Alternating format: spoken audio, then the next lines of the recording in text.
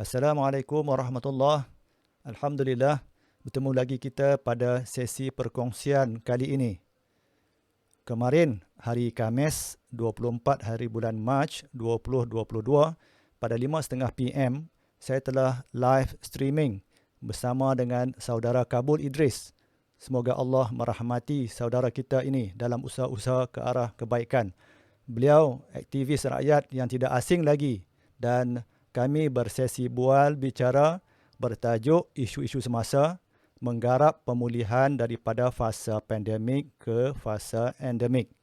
Video penuh ada di Facebook NIM dan Telegram NIM. Sesinya agak panjang, jadi saya edit agar pendek menjadi 4 video sesuai dengan 4 isu yang dibincangkan. Selamat menonton.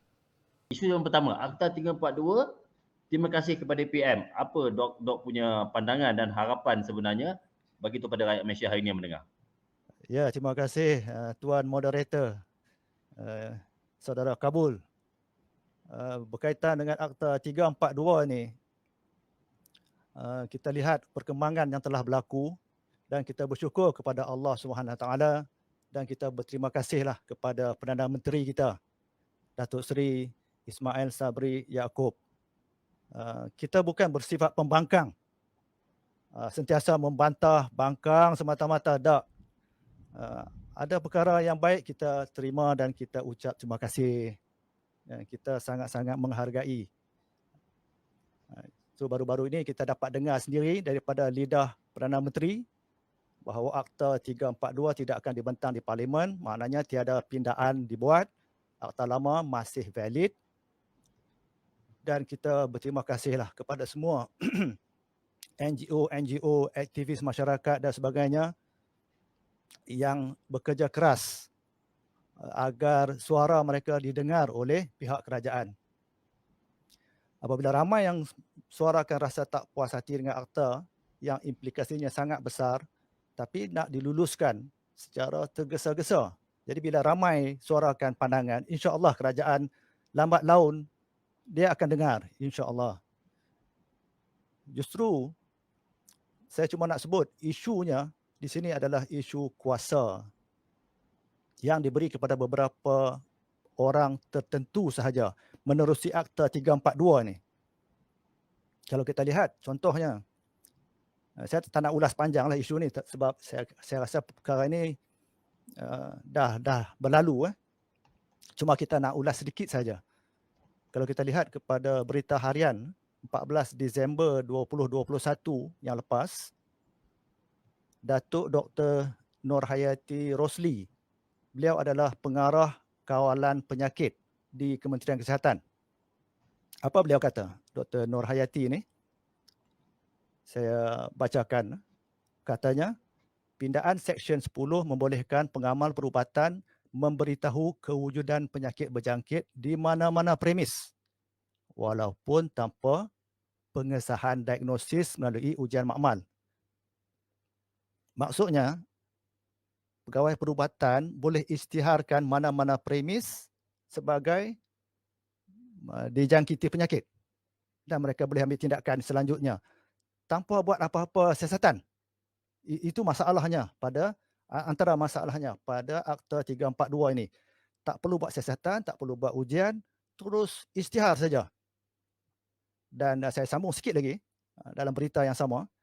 Cara pemberitahuan bukan terhad kepada borang notis tetapi boleh juga dibuat melalui email, panggilan telefon, sistem aplikasi tertentu seperti e-notifikasi dan sebagainya.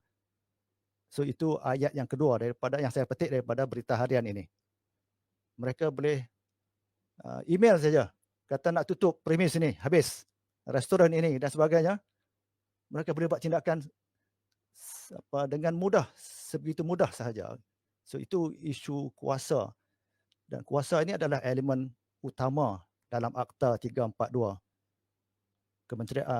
Ketua pengarah sendiri, Ketua Pengarah Kesihatan dapat kuasa yang banyak. So ini, bagi saya, ini adalah kes birokrat. Birokrat ni mereka bukan ahli parlimen, mereka adalah penjawat awam di atasan, menjawat jawatan yang tinggi di dalam kerajaan birokrat ni mereka hendakkan kuasa, dan dengan kuasa ini macam-macam mereka boleh buat di bawah akta ini.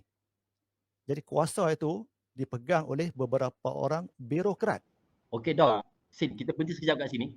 Ya, Dok, ya, okey. okey, Bila ya, boleh. saya tengok ni Dok bercakap pasal kuasa. Kita kata nauzubillah dia lulus. So sebenarnya mereka boleh buat macam dia cakap, dia bukan ahli politik, tapi mereka boleh buat Ya, undang-undang macam ahli politik. Betul tak Dok? ya, mereka ada kuasa yang lebih daripada ahli politik. Mereka melampaui parlimen. Itu kebimbangan kita.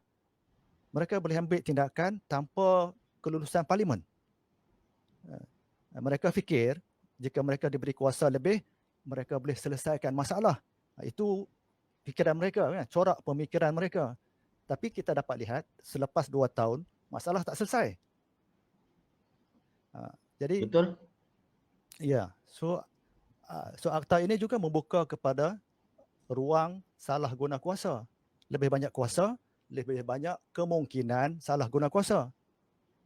Lebih banyak Okey wang, Dok. lebih banyak kemungkinan salah guna wang. Begitulah kan contohnya. Ya. Nak berbalik kepada isu yang saya sebutkan sebentar tadi, birokrat ini, mereka tidak nampak big picture, keseluruhan masalah. Mereka hanya nampak masalah itu dari satu sudut saja. Mereka hanya tumpu pasal sakit, demam. Itu saja.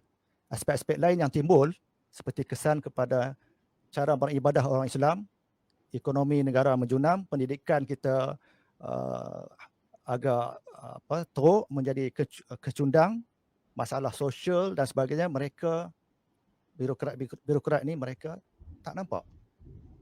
Contohnya, saya bagi contoh, mereka lihat ada nyamuk seekor dalam kelambu.